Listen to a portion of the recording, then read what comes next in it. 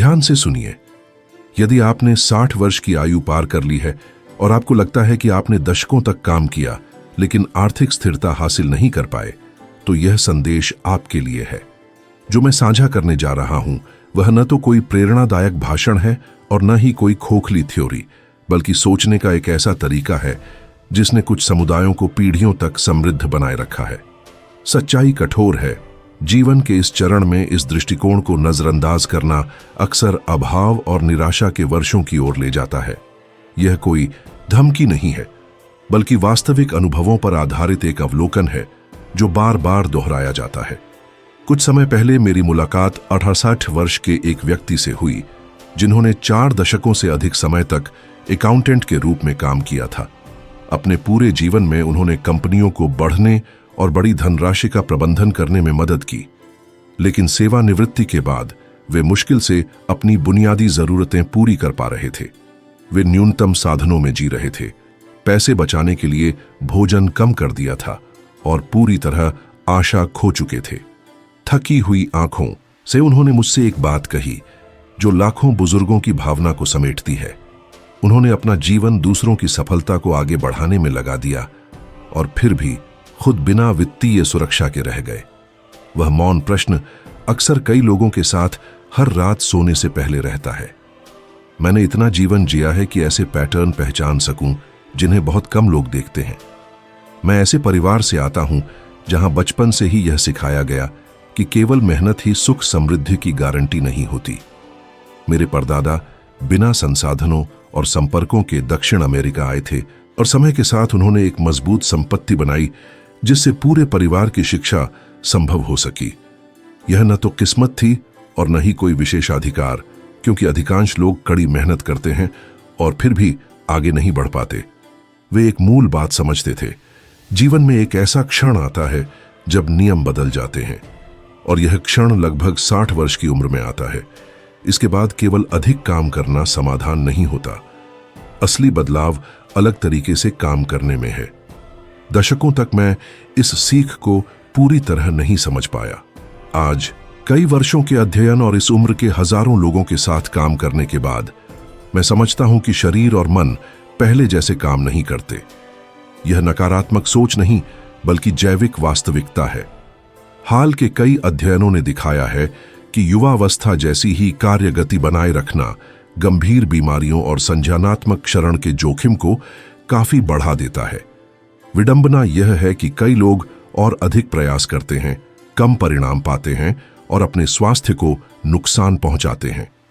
समस्या इच्छा शक्ति की कमी नहीं, बल्कि ऐसे तंत्र का उपयोग करना है जो अब इस जीवन चरण के अनुरूप नहीं है। एक निश्चित उम्र के बाद उसी पुराने तरीके से समृद्धि पैदा करने की कोशिश करना ऐसा है जैसे पानी से आग जलाने की कोशिश करना। आप कितना भी प्रयास करें, परिणाम नहीं मिलेगा। एस्टेबान का मामला इसे स्पष्ट रूप से दिखाता है। सेवानिवृत्ति के बाद उन्होंने स्वतंत्र रूप से लेखा परामर्श देना शुरू किया, लेकिन उनके काम की कीमत पहले की तुलना में बहुत कम रह गई। सप्ताह में 6 दिन अंतहीन घंटे काम करने के बाद भी महीने के अंत में बुनियादी खर्चों और दवाइयों के बाद बहुत कम पैसा बचता था। थके हुए और निराश होकर उन्होंने मुझसे स्वीकार किया कि उनमें अब ऊर्जा नहीं बची थी, लेकिन वे यह भी नहीं जानते थे कि और क्या करें। तभी उन्होंने एक असहज सच्चाई को समझा। उनकी समस्या मेहनत की कमी नहीं, बल्कि ऐसे मॉडल का उपयोग करना था जो उनके जीवन चरण के लिए अब काम नहीं करता था। एक प्राचीन शिक्षा मानव जीवन के चक्रों और लगभग 60 वर्ष की उम्र में होने वाले गहरे परिवर्तन की बात करती है। इस बिंदु के बाद जोर शारीरिक शक्ति से हटकर समझ और अनुभव पर आ जाता है। यह कोई संयोग नहीं है।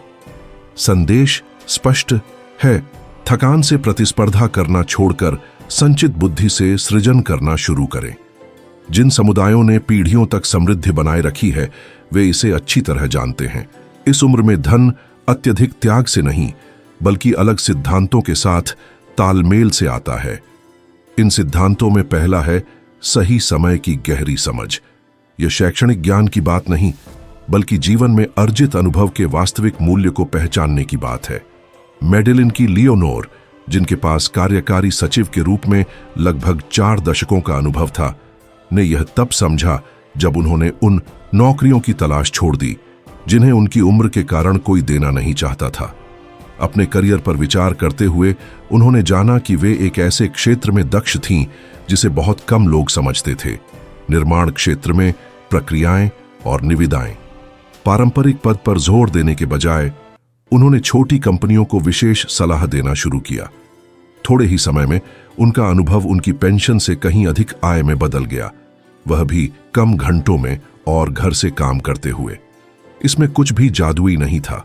उन्होंने समय बेचना छोड़ दिया और ज्ञान को आय में बदलना शुरू किया। सीख स्पष्ट है, 60 के बाद असली मूल्य हाथों में नहीं बल्कि दिमाग में होता है। एक सरल अभ्यास फर्क ला सकता है। 1 सप्ताह तक हर रात जीवन भर में सीखी गई क्षमताओं की सूची लिखें, बिना डिग्री या प्रमाण पत्र के बारे में सोचें। ये क्षमताएं जो साधारण लगती हैं, अक्सर नई संभावनाओं की नींव होती हैं। दूसरा सिद्धांत और भी चुनौतीपूर्ण है, उद्देश्यपूर्ण विश्राम। इसका अर्थ निष्क्रियता नहीं बल्कि ऊर्जा का पुनर्गठन है। इस चरण में यह धारणा सही नहीं रहती कि ज्यादा काम करने से ज्यादा आय होगी। क्वेटो के फ्रांसिस्को, जिनके पास मैकेनिक के रूप में 40 से अधिक वर्षों का अनुभव था, इसे प्रत्यक्ष रूप से जी रहे थे। वे दिन का अधिकांश समय साधारण और कम भुगतान वाले कामों में बिताते थे, जबकि उनका शरीर धीरे धीरे टूट रहा था। उनका ज्यादातर समय उन कामों में चला जाता था जो कोई भी कर सकता था, और बहुत कम समय उन विशेष सेवाओं में जो वास्तव में उनके अनुभव को दर्शाती थीं। परिणाम था थकान, लगातार दर्द और बहुत कम पारिश्रमिक।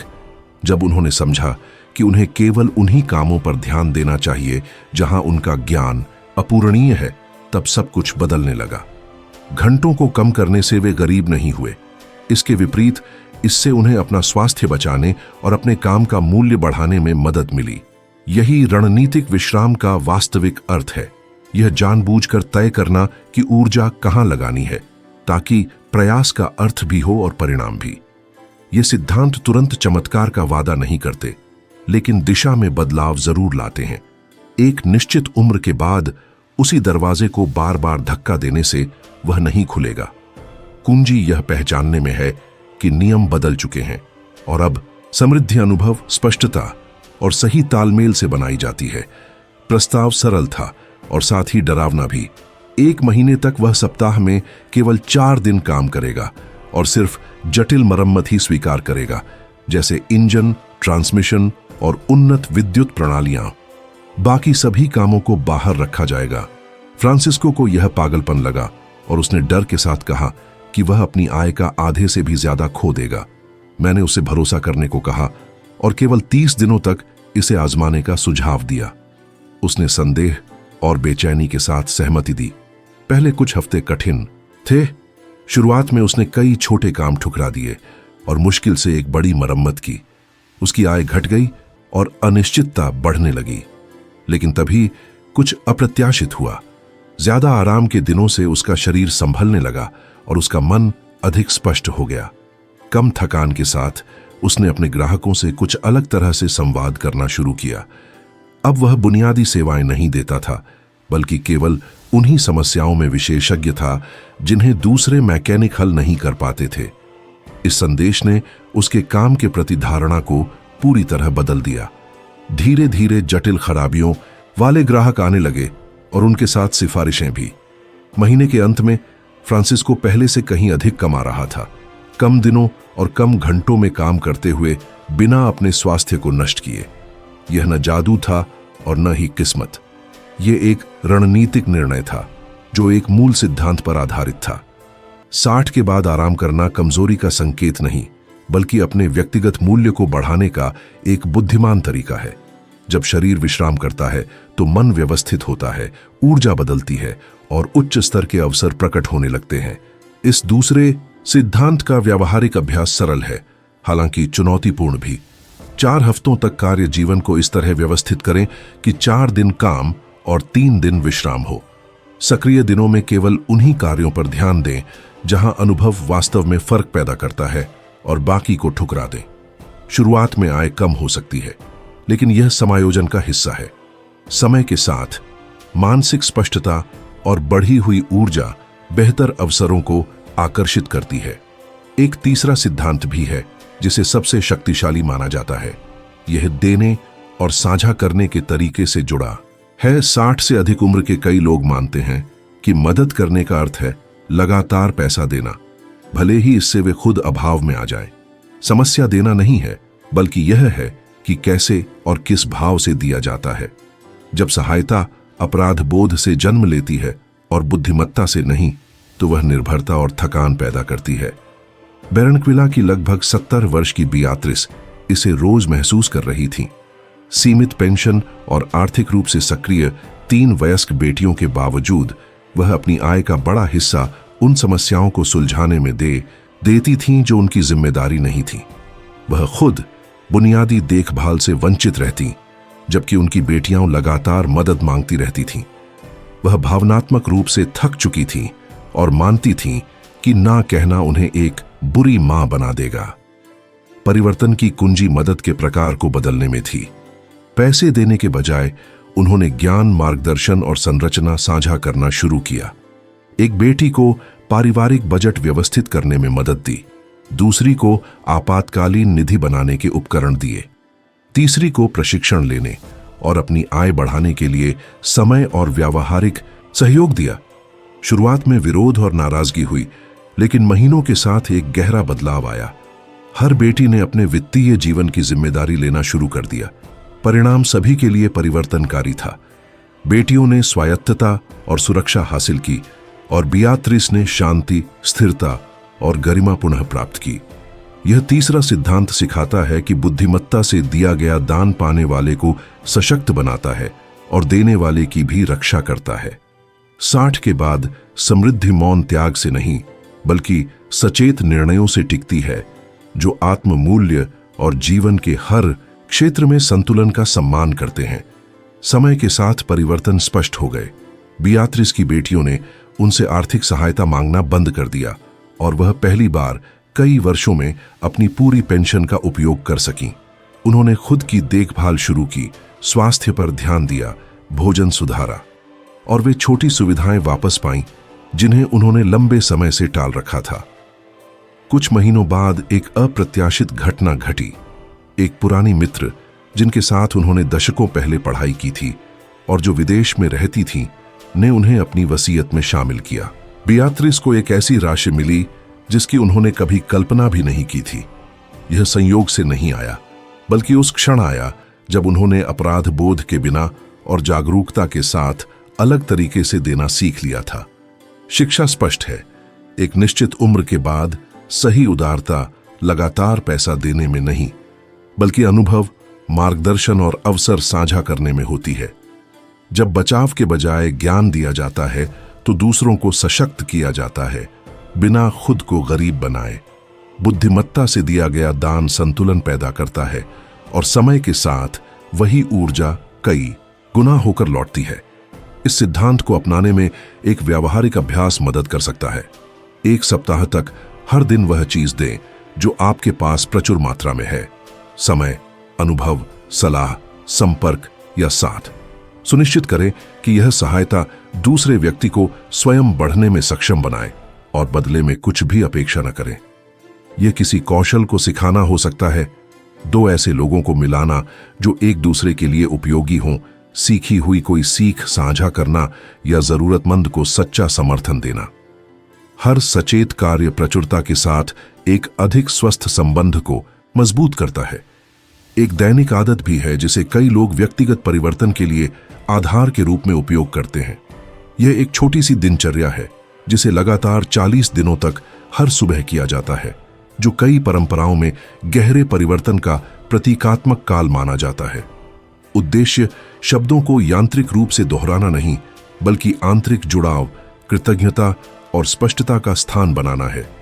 शांति से श्वास लेना, जीवन के लिए आभार व्यक्त करना, यह पूछना कि आगे बढ़ने के लिए क्या छोड़ना है और वास्तविक विश्राम के क्षण सुरक्षित करना दैनिक ऊर्जा को पुनर्गठित करने में मदद करता है। हर दिन के अंत में किए गए उदार कार्यों को पहचानना संतुलन और उद्देश्य की मानसिकता को मजबूत करता है। रामोन की कहानी इस पूरी प्रक्रिया को संक्षेप में प्रस्तुत करती है। आधी सदी से अधिक समय तक उन्होंने मोची के रूप में काम किया, जब तक कि उम्र और शारीरिक घिसावट ने उन्हें आगे बढ़ने से रोक नहीं दिया। वे खुद को अकेला, थका हुआ और इस विश्वास के साथ पाते थे कि उनके जीवन का अब कोई मूल्य नहीं रहा।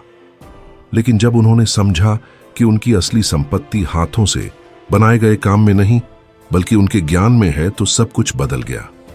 अपना ज्ञान साझा करना, दूसरों को सिखाना और अपने पेशे में एक संदर्भ बनना उन्हें फिर से आए ही नहीं बल्कि अर्थ भी लौटा लाया। आज वे कम घंटे काम करते हैं, घर से, और शांति व गर्व के साथ जीते हैं कि वे क्या योगदान देते हैं। निष्कर्ष सरल और गहरा है। 60 के बाद सच्ची समृद्धि केवल धन से नहीं मापी जाती बल्कि आंतरिक शांति, उद्देश्य और उस जुड़ाव से मापी जाती है जो जीवन को अर्थ देता है। हर व्यक्ति तय कर सकता है कि वह वही पुराने पैटर्न दोहराता रहेगा या बुद्धिमत्ता, सचेत विश्राम और समझदार उदारता पर आधारित एक अलग रास्ता चुनेगा। यही निर्णय इस बात का अंतर तय करता है कि कोई केवल जीवित रहता है या इस चरण को पूर्णता और गरिमा के साथ जीता है।